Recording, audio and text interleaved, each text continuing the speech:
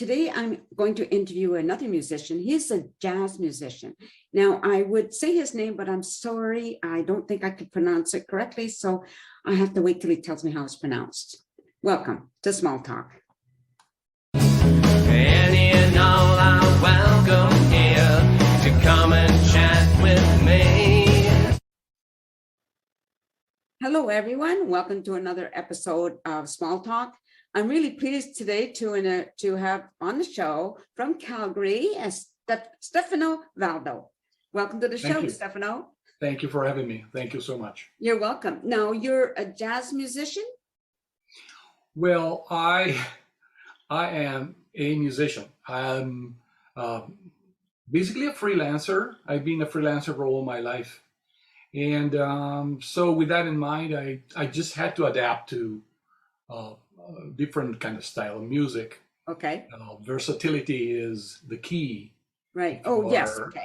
A freelancer. So I did get my master's degree in jazz studies from the University of California in Long Beach.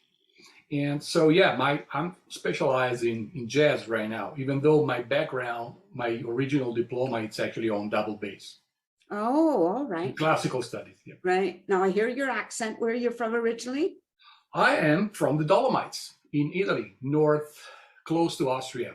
Oh, very good. Yeah. So when did you come to Canada? I came to Canada 2000 and the end of 2002 after 15 years living in Los Angeles. All right. That's quite a change, isn't it? Yeah, quite a bit. Language is the same, though. Yeah, fortunately. I didn't have to learn another one. Now, you are currently working at the Ambrose University? Yes, I'm on the faculty with Ambrose University. I've been working for the university since 2008, as a matter of fact. Yeah, right now I am a sessional musician. I teach bass, double bass, and electric bass. And when the number allows, I supervise and I coach small jazz ensemble. And I teach jazz theory classes. Okay. When the numbers allow. Oh, yeah. Okay. Yeah. You want to have the numbers, right? It makes it. Yeah. Nowadays it's hard. Yeah. Is it? Yeah, I guess so. And you worked at Me. What is Me? I think that's algorithm by Facebook. I never pushed that button. Like I said, I'm a freelancer. So except for my teaching job, anything that happens outside that, like performance and recording sessions and stuff like that, I'm considering myself a freelancer. So I work at Me, I guess. Oh, I see. but I never, like I said, I never wrote that down. You didn't put that down, yeah. No. Facebook is very generous, but like that. So now, as a freelancer, now, have you performed, or do you perform in big orchestra or with big orchestras? Well, I had the opportunities, yes, to do that kind of performances as well, both when I was down in LA and here in Calgary. I did quite a few performances with the orchestra here in Calgary, the CPO, the Calgary Symphony Orchestra, and as a guest most of the time, because they had this kind of classical / jazz or classical jazz / pop. Sometimes they have the kind of shows, and they call extra musicians from a different community. So even though I'm not part of the Philharmonic, sometimes they call jazz musicians to fit in if they have a different kind of repertoire. And then but that's beautiful. I used to play. Right now, after the pandemic just ruined everything. But before the pandemic, I used to do the Calgary Civic, which is a volunteer orchestra. But all the elements in that orchestras are very high level professionals in Calgary. They just decided to do that because the repertoire, because we keep the community going. It's more like a community commitment rather than just a job. So you do it because you like to do it, you want to do it, and the results are amazing. I mean, I love that ensemble. I haven't gotten the chance to get back to it, but I'm planning to do it again. Yes. Oh, good. Yeah, because things I think they're starting to open up a little bit, right? Yeah, slowly. Yeah. Not at the pace that I used to work, but it's slowly coming up. Yeah. Right. Now you also studied at, well, this has to be in Italy, Istituto Universitario. Di Venezia. How's my Italian? Oh, it was pretty good, actually. Yeah, that's, I did architecture when I was in Italy. I studied architecture in Venice, Italy, for 4 years. And then I decided that would have been my plan B in case music didn't go well. So after doing that, in the second half of the 1980s, I decided to move to LA, where I started studying jazz with the local, famous celebrities of jazz. Okay. Yeah, and then I enrolled 2 years in a Grove School of Music, which was a very small music school, but it was extremely, it was an amazing experience, not only because all the students came from all over the world, but the Grove was like a father to every single semester that changed. People were coming and going, but the Grove was treating everybody in the same way. And he built this kind of big family, and the faculty was outstanding. For instance, one on my bass teacher was Joel DeBartolo. That at that time, it was the Doc Severinsen Tonight Show band. Oh, okay. Yes. And he was a member of that band for 10 years. Oh, wow. And then, and then I had, many other teachers from different disciplines, not necessarily just bass. Right. Okay. And yeah, there was an amazing experience. After that, one of those teachers told me, now that the Grove unfortunately closed the doors for reasons that would be too long to explain right now. So this teacher of mine, he was also part of the faculty of Redlands University, west of LA. And he said, look, we have scholarship. Why don't you just come in and start taking some classes so you can just stick your foot into the door in the university system of the United States. And from there, you go from, you never know what's going to happen. Yeah. Right. So with my credential from a bachelor and other help from the faculty, I enrolled in Redlands University. I was there for almost 2 years, but then it was too much of a commute from where I was living. So I auditioned for the jazz program at Long Beach, and because it was a master's degree, they offered me a scholarship and also teaching for undergraduate classes. Nice. So I could, help myself with the fees and the things that are associated with that. Were you always interested in music, even when you were a young lad? I started, as a matter of fact, with classical guitar when I was 8 years old. Oh. I went up to grade 5, I believe, if I can, for comparison, the equivalent of Royal Conservatory grade 5. But then when I was 13 years old, I actually discovered the bass guitar. And I wanted to play bass so bad that my father said, no, if you quit classical guitar, you have to take classical bass, which he meant double bass. Oh, okay. So in a small town up in the Alps, the Dolomites actually, there was a very little conservatory. Right. And there was one bass just standing on the corner. Nobody, it was like collecting dust more than just anything else. And so it was a beautiful bass. And I just took it and I just loved it. So I started, learning how to play it, taking lessons from local teachers. And Right. I never stopped playing bass since then. How interesting, eh? That was there just waiting for you. As a matter of fact, you're right. I think I didn't it's kind of a stereotype, but I didn't call him. He called me.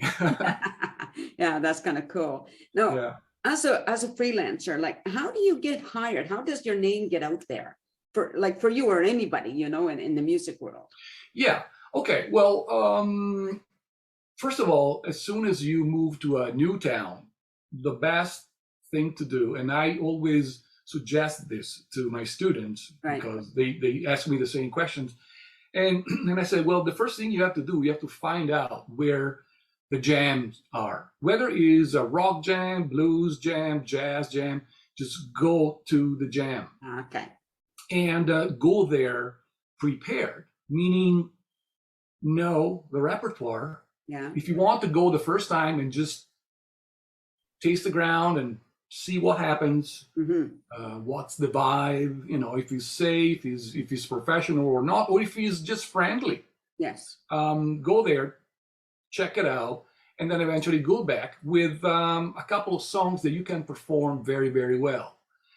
I don't suggest to go there and just by chance tap somebody on the shoulder and go, hey, can I sit in? If you don't know what you're going to get yourself into, it's pretty much like suicidal. So just go there, know your territory, know the vibe, know the songs. And if you do well, chances are that they might ask you to come back. From a small circle, if you are reliable, if you are talented or committed to that, it's a spiral. From a small circle, it can only become bigger and bigger and bigger. Yeah. And then it's up to you to keep your reputations up to, up to date, and don't screw up. Now, would you recommend the same thing for open mic nights? Absolutely. It's basically the same thing. Yes. Open mics are for singers, folk singers that go there with their own repertoire, maybe their own song, with a guitar, maybe they have an accompanist. It's the same thing. It's the same process. It's a little harder for songwriters though to break through. Right. Okay. For a freelancer, if you just are part of a rhythm section, or you play horns, or you're sitting behind a keyboard, and I just jam with you. If you're an instrumentalist, it's I think it's a little easier, and even easier for rhythm sections, because bass players, I see it and I hear it all the time. There are no versatile bass players. Right. There are not that many around. I mean, you end up really struggling to find them. It's the nature of the instrument, I believe. But Right. I don't know. There's a lot of guitar players, a lot of drummers. Every once in a while you hear about, at least with guitar players, somebody's come out with some really revolutionary way of playing, whatever. Is it the same with bass? Yes, but the nature of the instruments calls for a different development. You might find an amazing guitar player with lots of chops and very flashy playing, and they still get calls for whatever genre they like to play, right? Right. Yes. There are an amazing number of excellent bass players around the world, and actually the technique of bass players is catching up to that kind of level of flashy playing. But there's a but. In my opinion, the bass players, they have to stick with what you might call it? They have to be supportive, right? So Right. they don't have to be flashy. They have to be really knowledgeable, stylistically speaking, in how to support and play the music. Right. I want to show you something. Okay.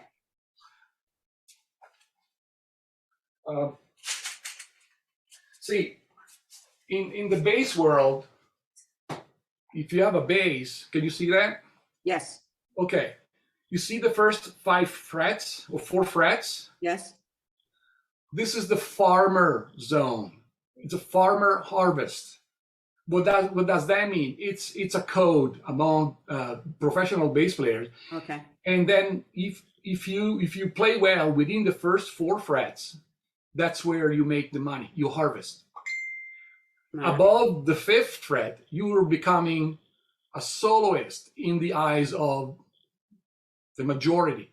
Ah. So if you go up here and you start playing solos, okay, well, you're a soloist or you are a jazz player, which for a lot of people it doesn't sit well. Right. Because Right. if you go to a blues jam or you go to country western jam, or you get into, because I did a lot of country western albums too. Oh. And you don't do that kind of stuff. You have to read the music, read not on the paper, but you just have to be able to read through the music and play the song. You know, they don't want anything else from a bass player. And it's in a way, it's a humble approach. Right. But as a bass player, you got to know that. You can't just do whatever you want.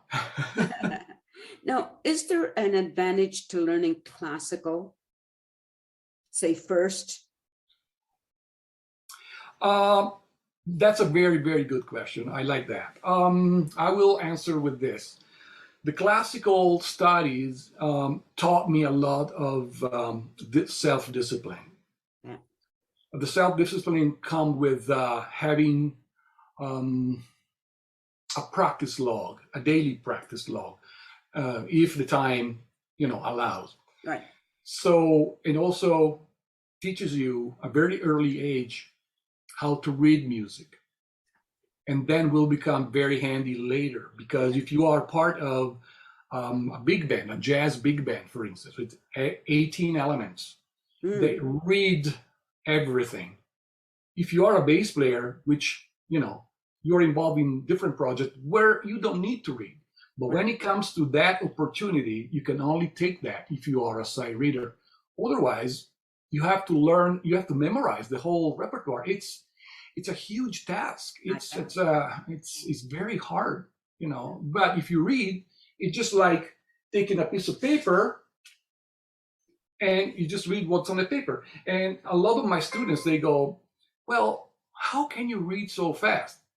Well, it's not that I'm more talented than you. It's just like, so I give them a piece of paper and say, or a little flyer, say, read this. Right. And they read it in 5 seconds. And then I give them a piece of music to read. And they go like, well, okay. So it takes a minute to go through the first 8 measures. Right. And I said, so what do you think that is? And he goes, well, because I read words every day, and I learned it when I was 4 or 5 years old. I said, that's exactly the answer. If you read music every day, even 8 measures a day, different every day, you will be able soon to read 32 measures, and then the next day you read 62 measures, whatever. Yes, absolutely. And they put in front music, and it takes a few seconds to decipher the form, the range. There are different little things that you have to be aware of in terms of to be prepared on the spot in now how to read that. It's not that difficult. I mean, the alphabet, the English alphabet has so many letters and combinations, and the music alphabet's got 12 notes. I mean, plus some flats and sharps. How difficult can that be? The rhythm is difficult, but the positions of the note on the staff is not that difficult. Right. Oh, it's really interesting when you think about it. Yeah, I mean, you have to. What I've learned on my own experience is that you have to be able to see through things and try to find a way, not a shortcut, but try to find a way that's more logical and easy for you to approach that particular issue.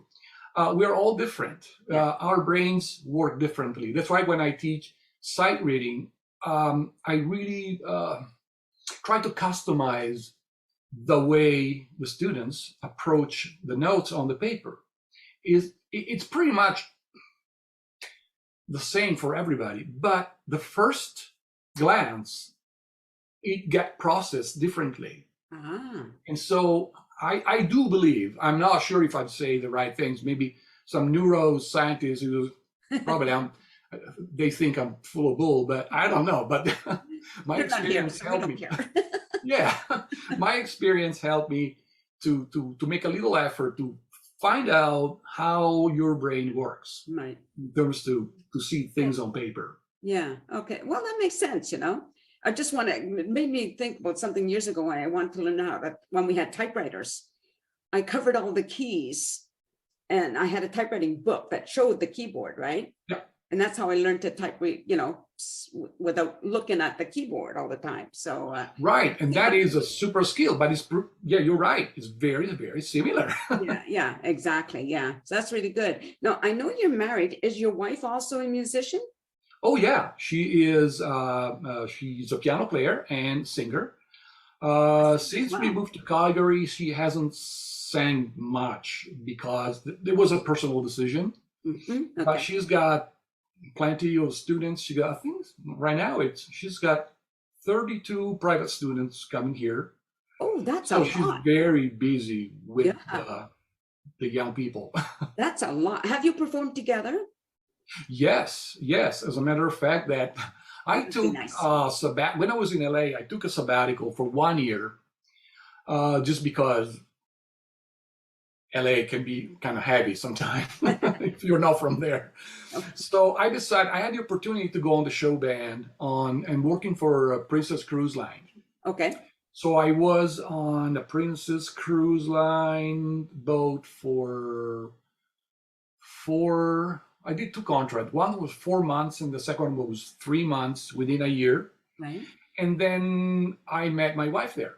She was actually a guest artist. Right. She was playing piano and singing for the Captain Circle, I believe that was called.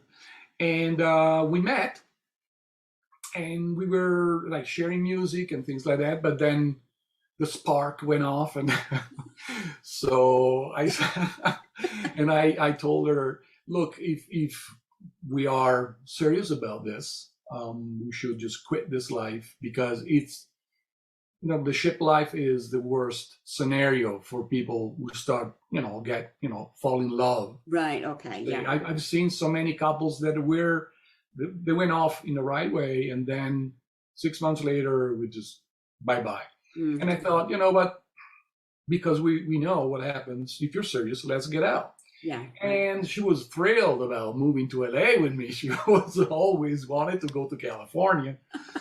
And so we moved there, and we started a family. I was on my visa, and she was obviously on my visa because we were married. Right. By the way, we married in Vancouver. Oh, you did? Oh, okay. and then we moved down to LA. Okay. So yeah, and then from there we performed many dates together. We did 2 albums on her name.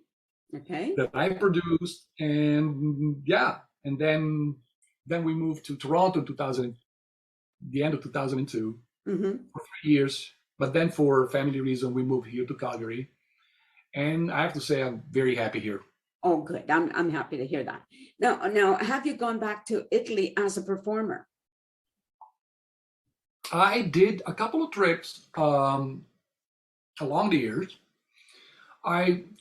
Mainly because I wanted to see my family. Sure. So with that in mind, I was able to organize in some clinics at local schools. That's one reason. And then 4 years ago was the last time I went there. And I was involved in this beautiful project from jazz players here in Calgary. And we had the chance to do some dates Right. for a couple of weeks. Hmm. So I took the gig. We went on tour for a couple of weeks. And then I stayed a little longer with my family before leaving. So that was the last time, 2018, That's a long time. May. Yeah. Yeah, I know. Like my son lives in China, and he was going to come just as COVID hit. He was going to come in Oh, no. for visit, and unfortunately, we have to wait now, right? Yeah. Yeah. So you haven't seen him for a long. Well, I saw him. I think it was about a couple of years before that, before COVID. I had Oh, been there no. to see him, and because he lives there, he's been there for like I don't know, 18 years or something like that, right? Wow. Yeah. Okay. So, but I think it's I love that for my children, like go off and explore. Absolutely. Sure. Yeah. Yeah. Yeah. Sorry, I didn't mean to bring it to me, but Oh, no, absolutely no. It's a nice conversation. We have to talk about you sometimes. well, this is your interview. That's the only thing. But I've really enjoyed this. This is really great, but I think we're just about out of time. Okay. So I just want to say goodbye to the audience. And first of all, sorry, Stefano, do you have a website that people can go to, or should they just find you on Facebook? I do a website. It's in constantly reworking it. I'm going to add some videos pretty soon. There is a teaching curriculum. There is my gear. There's a gear page. There is a bio page. There is some selected discography, all the albums that I work for and people. So yeah, you go to one word, stefanovaldo.com. It's nice and simple. Okay. And also, of course, Yeah. they're on Facebook as well. They can always reach you there, right? Yeah. Yes. Yeah. Yeah. Okay, well, thank you so much for doing this. And to the audience, thank you for watching. And I hope you enjoyed this as much as I did. It's always interesting. I love talking to people that, for the first time. It's always so fascinating. Thank you for Thank watching. you, Nancy. That was great. Thank you so much for having me. Thank you. And just stay there for just a second. And Sure. okay, everybody, I'm trying to tell people now, be nice, be kind, because the world can be pretty harsh. So Please. yeah. Please. And peace out, everyone. A sense of community, Chilliwack's a place to be. A sense of community where you're free. Rolling through the mountains, rolling through the valley, rolling through paradise with me. It's multicultural, you're sure to see it all. Chilliwack's a place to be, you'll see. Come party in the park, go dancing after dark. Chilliwack's a place to be, you'll see.